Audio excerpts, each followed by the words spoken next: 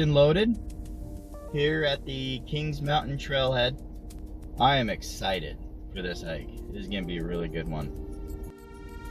It's gonna be a real challenge to my abilities, and it's gonna be a real good test for the gear. So I'm super excited about this. Pitter patter.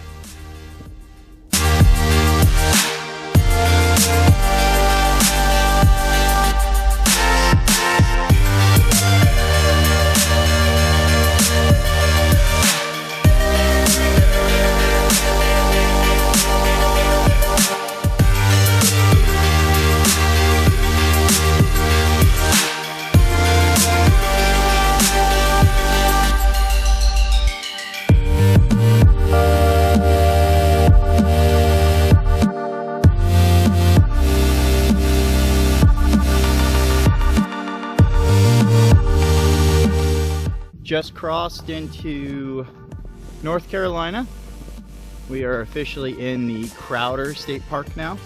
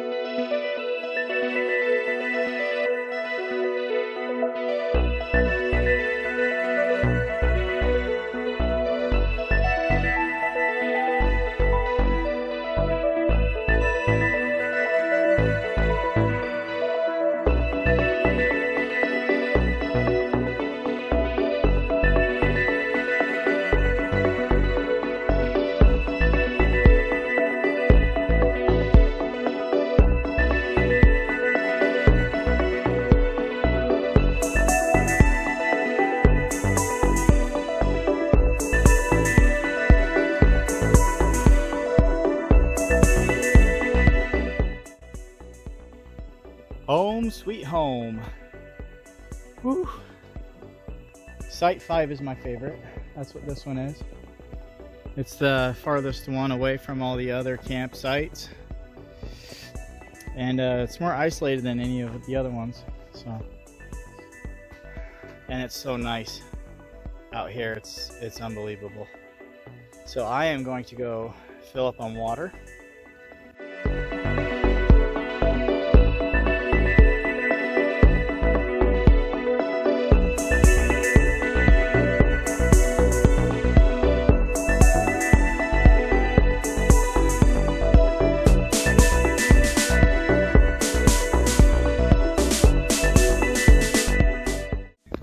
Here I am about to get a fire going, and a storm cell is moving in. So I'm gonna get everything into my tent.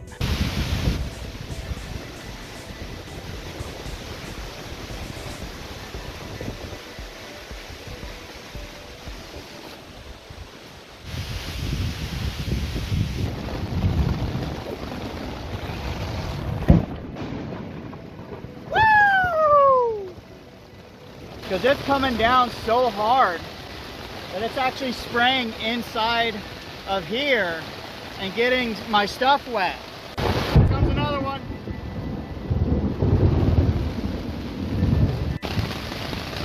And this is why you invest in a really good tent. But I want you to look under here. There is a literal river running underneath my tent. There's not a drop of water coming through the ground. Woo-hoo-hoo-hoo! Look, it's literally like a water pool underneath me. Looks like that should be the worst of it. I just don't know if that's gonna be it.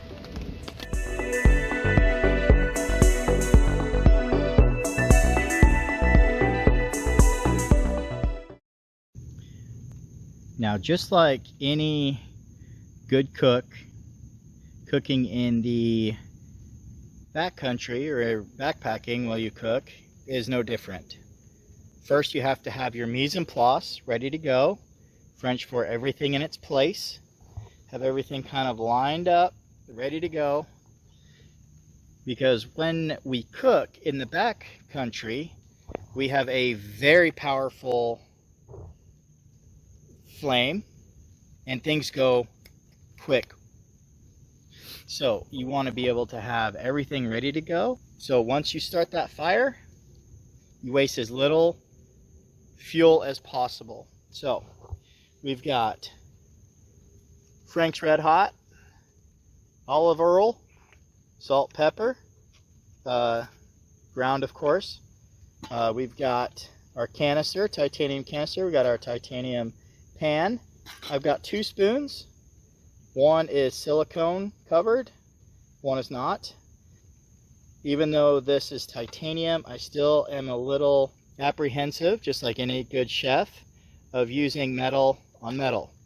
So silicone is kind of like my spatula. It's a nice backpacking spatula. I've got my chicken, got my quinoa, got my spices, and then we've got our vegetables. I am making curry chicken quinoa. So first things first is we need to get this thing boiling some water to cook our quinoa. That is going to take the longest time. So we'll get that started.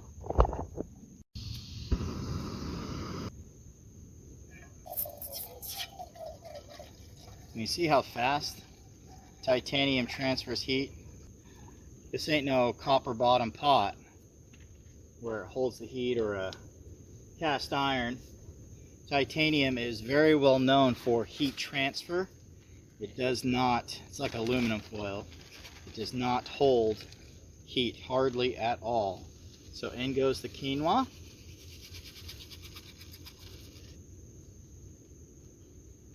Alright, so now we've got our spices. Cayenne. Focus. And curry. So all 3, it's extremely important to pretty much create the broth. So as the quinoa cooks, it's going to be infused with these flavors. Alright, garam masala and curry.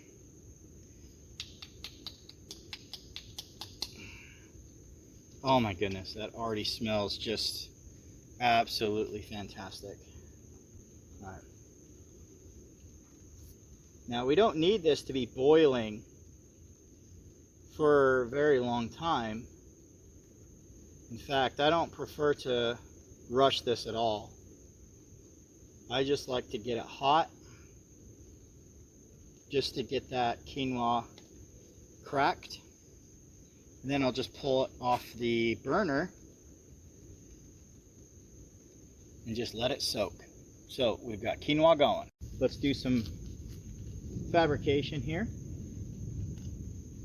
So we got a bell pepper, we got some garlic, and this is shallot. I don't necessarily like to pack a whole onion. It doesn't make a whole lot of sense. So I usually do shallot, that way I can keep it in its peel and I don't have to open up an onion and split it across a couple days. That way my pack won't smell like onions the whole time. So, start with the shallot here. Ends. Basura. I like to split it.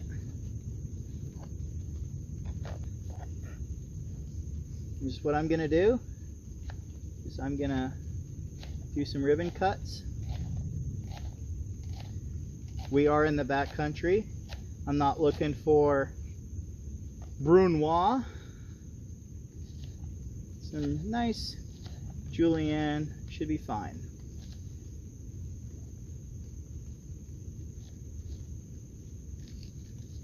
Remember to use your bear claw. The last thing you want is to be attracting bears because you didn't use the bear claw and cut your finger. See what I did there? Alright. Shallot. Oh my goodness. Cross-contamination. Put my freaking lighter on my cutting board. Just like Professor Snape told us. Smash it with the side of your blade.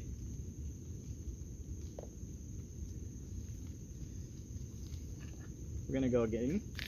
There we go. Now I'm just gonna rock this guy. It's also the reason why I love this pocket cleaver so much. I don't want the shallot to be julienne like I don't want the garlic to be julienne like the shallots. I'd rather have them close to Brunoise. Alright, so bell pepper. Oh my goodness, that curry is smelling so good. I'm just gonna stir it real quick. Now these julienne slices will be a little bit much, so I'm just gonna cut this guy in half to make the juliennes just a little bit more manageable. Didn't really cut it all the way through,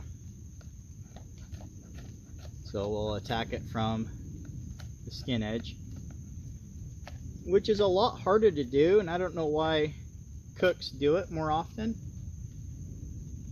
Alright, so it's not rocking very well, so we're just gonna strip it. There we go. It's a lot easier to attack it from the meat side. If you have a serrated, it's okay to attack it with the skin side. It's a lot like a tomato. That curry smells wonderful. So I'm just gonna practice your bear claw. When you go this fast, this is when you can really have an injury. Now ideally, we don't want to use that. This is the vein of the pepper.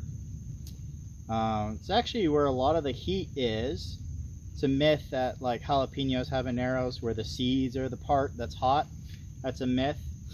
This is the vein, and it runs along the pepper. It's what carries all of its nutrients to the skin, and that's where a lot of the capsaicin is. So if you don't like the burn, but you like peppers, it's a good practice to take out the veins. I am not going to waste, so I'm going to use it. It's just a little bit bitter. My banquet chef who taught me a lot, Edwin, he would be ashamed if I used it. But we are not a fine dining establishment right now. We are backpacking. There we go. And another reason why I like these flimsy boards is it's easy to feed into my pan. Alright, so that's done. I'll give y'all kind of a look what's going on here. It's almost like popcorn. It doesn't pop like popcorn does, but as you can see, it's kind of cracking and splitting just like a popcorn kernel. So once those things crack, which they have, because of the expanding steam inside. Now all it's going to do is going to get big and absorb all of this liquid. I am going to go ahead and add just a little bit of fat. We're going to add a little bit of salt. When I say a little bit, because we're going to want to introduce that. A little bit of pepper. We're going to want to, we don't want to salt it too much right now. Of course we want to salt it, but keep in mind we're going to saute these guys, and these are the main guys that I would like to salt and pepper before they go in here. And then as that salts and peppers the broth and what have you, that's when I'll do my final taste to season to taste. Now, let's do some saute. Just like in the chef world, you want to wait for a hot pan to add your fat. We don't really need to do that. So, since it's hot immediately. Ooh, see that? It's already burning. That is crazy. I'm trying to do this one-handed so we can see. Not that good of a sizzle. That's okay. Because once we put this thing back on the fire, it is going to get hot. Look at that. Season, salt. One thing I've noticed in the world, people just do not season enough. Especially salt. We're not going to have that problem here. So it doesn't saute very well. We call that jumping or sauteing. It's French for jump. So this pan is what's called a sauteur, where the side is really straight up. Whereas a sauteuse or saute pan, it would be more of an angle so you could jump it, as it were. Just make sure to move it around. In a perfect world, we would have added them separately. You want to go peppers first, then the shallot, and then the garlic. But after that storm I went through, kind of cutting some corners. I know, take away my chef card. You know what? That's okay. So what we're looking for, not necessarily soft, because what's going on right now is these vegetables are steaming more than they're actually sauteing. We want some color, the caramelization. What we're doing is we're bringing that sugar, the natural sugar, especially in the shallot, we're going to bring that out to the surface, and that's what we're going to cook. That's what turns it brown. That's called caramelization, and it is wonderful. All right, that's what we're looking for. So I'm going to add my chicken now. This is just premium white chicken. The reason why I'm adding this last is because it's the most delicate. So at this point, I'm just going to be reheating it. I don't really want to saute it or anything like that, because it'll just break down and turn into a mush. I want actual chicken chunks in the curry. So I'm just gonna kind of stir it around. There's the chicken. Oh yeah, it's almost doubled in size at this point. See that?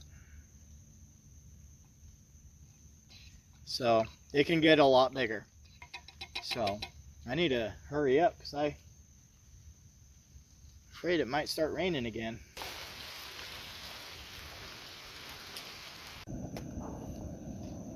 Alright, so I had to relocate into my tent. Started to rain again. And of course, once I got here, decided to stop. So it is a little dark out. It's 8 o'clock, so sunset. But as you can see, let me get the phone out of the way. As you can see, that quinoa has almost quadrupled in size now. Got a lot of quinoa all ready to go. I'm just gonna give it a quick taste. Okay. Okay, that's pretty good. Yeah, it's got a good strong curry flavor. That's perfect. Here we have curry chicken quinoa.